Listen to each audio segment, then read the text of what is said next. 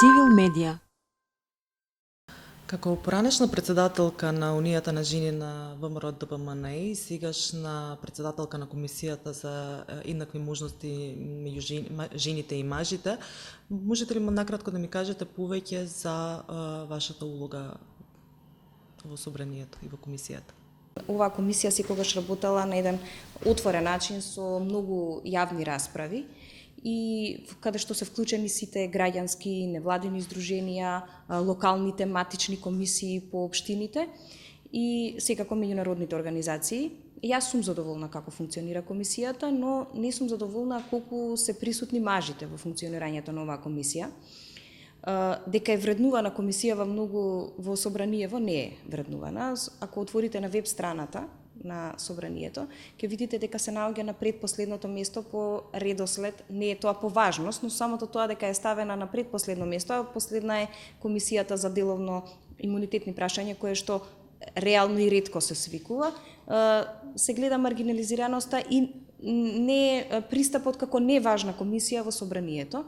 Во оваа комисија има 10 членови и 10 заменици.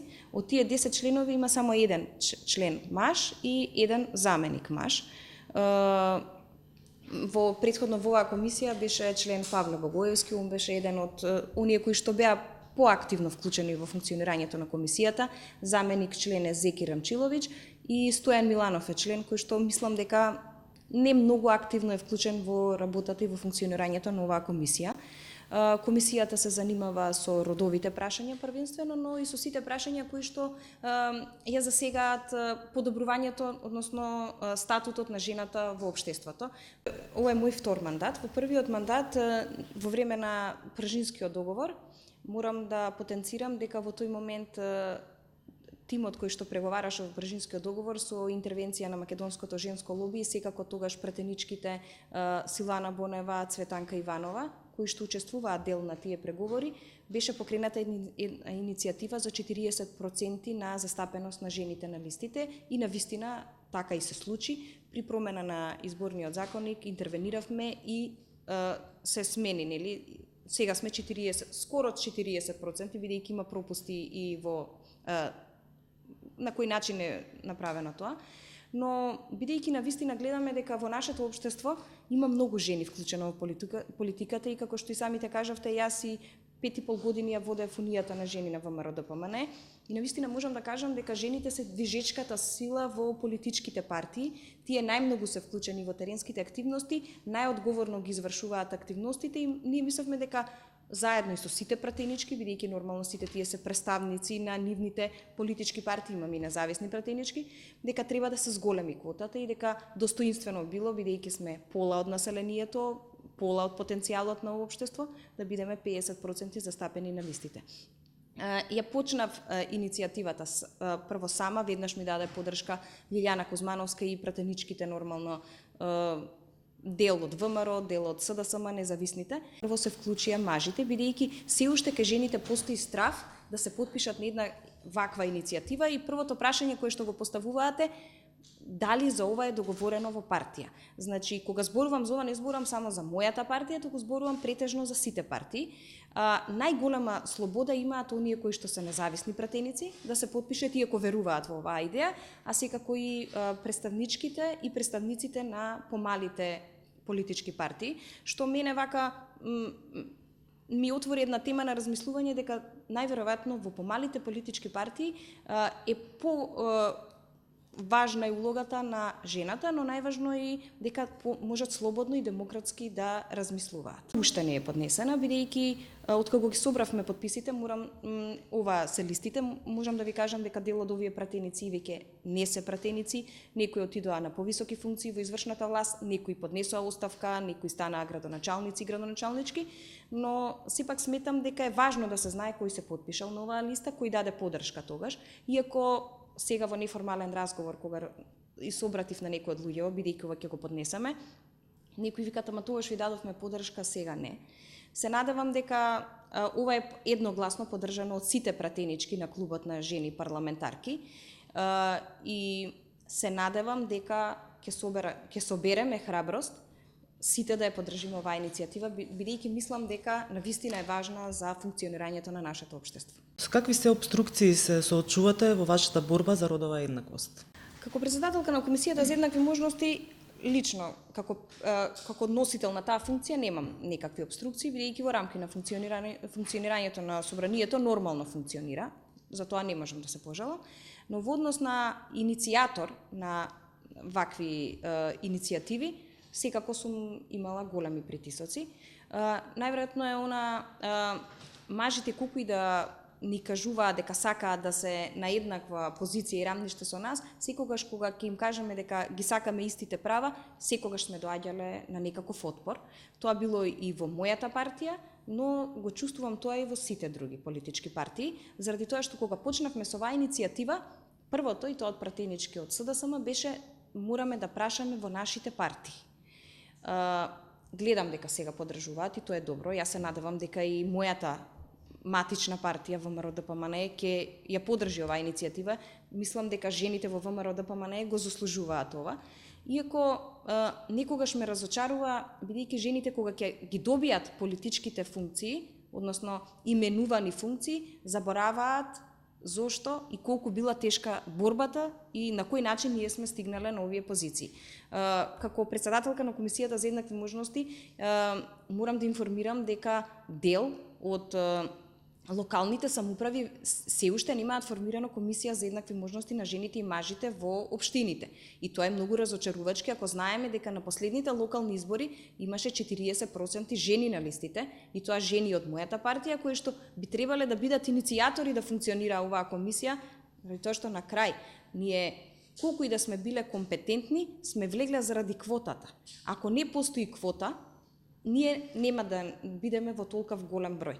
Не дека жените не се квалитетни, не дека не умеат и дека не се вредни и способни да носат политички одлуки, туку едноставно не би им било дадена можност во општеството, заради тоа што се уште постојат оние стереотипи дека жената треба да е домаќинка само, да се грижи за семејството, иако јас мислам дека ако со добра организација на време може да се постигне се. Колку ваквите размислувања влијаат на вашиот однос со партијата? Дали на разбирање таму или... Не. Кога ја почнав иницијативата, сега сакам да ви кажам како беше на локалните избори прво, тогаш беше председател Никола Груевски. Извршниот кога заседаваше за тоа како ќе се врши бодувањето и кој ќе биде на листите, кога предложив дека ќе има 40% жени, одма имаше отпор од членовите на извршниот комитет, како сега 40, аман веќе од вас жените, што е сега, зошто вие да ги ставате жените на листите. Тогаш изненадувачки дека председателот на партијата дозволи жените да сами да се избираме на тие листи, што е многу важно, бидејќи без разлика што има квота 40%, најчесто и праксата било мажите да ги избираат жените кои што ќе бидат на листите, што не беше случај претходно, но поради тоа што жените беа многу визибилни во партијата, навистина многу работеа, мислам дека и немаа друг избор во моментот. Кога дојде време да се собираат подписите за иницијативата за 50%, јас го информирав председателот Христијан Мицковски дека почнувам ваква иницијатива и тој веднаш реагираше. Не е договорено, од каде сега ова, со кого си се договорила. Сакам да кажам дека никој, значи ни едно раководство со добра волја не ја прифаќа идејата жените да се еднакво присутни во политиката. Многу сме им потребни кога има активности, сакаат да присуствуваат на настани кај што има многу жени, но ќе дојде да се носат политичките одлуки, жените за жал и во претходното раководство и сега во мојата партија малку биле вклучени во одлучувачките моменти и за функционирањето на партијата и за функционирањето на државата. Веќе 2,5 години откако е поднесена декларацијата за исполнување на квота од 30% за жени, градоначалнички, и се уште не е дојдена на дневен ред. На што се должи тоа? Каде е пропустот?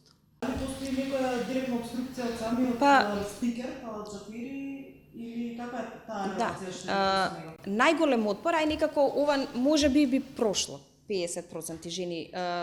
пратенички, бидејќи некако и во општеството пратениците и не се доволно почитувани. Обично сите стремат да бидат во извршна власт, да имаат директорски позиции, пратениците и не се многу почитувани, за жал. Иако, мислам, ако веќе би прошло, да пројде, подобро ќе пројдат ова иницијатива, бидејќи мажите се уште сметаат дека жените не можат добро да управуваат со локалната самоуправа. Тоа не беше иницијатива, тоа беше како декларација за поддршка. Тие подписи ги собравме скоро пред 2,5 години за квота за жени кандидатки за градоначалнички. Ја доставивме до председателот на собранието Талат Џафери. За жал, уште не е ставена на дневен ред. Не викам дека е обструкција лично од него, можеби е некој прекјутен договор помеѓу политичките партии, бидејќи сериозно мислам дека ниеден лидер од политичките партии не се спремни да има квота за жени градоначалнички, бидејќи сметаат, тоа е баш заради оние стереотипи што постојат во општеството, дека кога на анкети би ги пуштиле жените, не би поминале толку добро. Но јас сепак мислам дека жените се поодговорни, повеќе знаат што е потребно на локалното население. Например, ниедна жена не би се стремела помалку од еден маж да има отварање на градинки, кога жените знаат зошто им се потребни градинките, за да можат да се вклучат во пазарот на трудот, да можат да се мирни, да се грижи некој за нивните дечиња. Мислам дека за локалната инфраструктура жените повеќе знаат дали треба пешачки премини, дали тротоари, каква би требало да биде безбедноста на децата. Не мислам дека се помалку способни од мажите за да не можат да бидат добри градоначалнички. Имаме жени градоначалнички, но бројот е многу мал. Јас тука би ја спомнала и Билјана Беличанец, која што беше градоначалничка, за жал ми беше добра пријателка. Мислам дека одлично ја водеше општината, но не доволно беше вреднуван незиниот труд во околината. Дали во овие 3,5 години било поставено прашањето кога ќе помине тој предлог, мислам, за поддршка? Да, неколку пати сме прашале. Кој беше одговорот? Па не е отворен изборниот законник, ќе дојде време и сега ќе се отвори изборниот законник, така да мислам дека и таа декларација ќе дојде. И затоа таа искрено со малку страх беше поднесена, затоа е декларација, не е толку храбро како ова иницијатива, бидејќи се плашевме дека барем едно од ова да пројде, бидејќи навистина е овој тежок пат за борбата на жените се присутни на сите полиња, особено во политиката. Цивил медија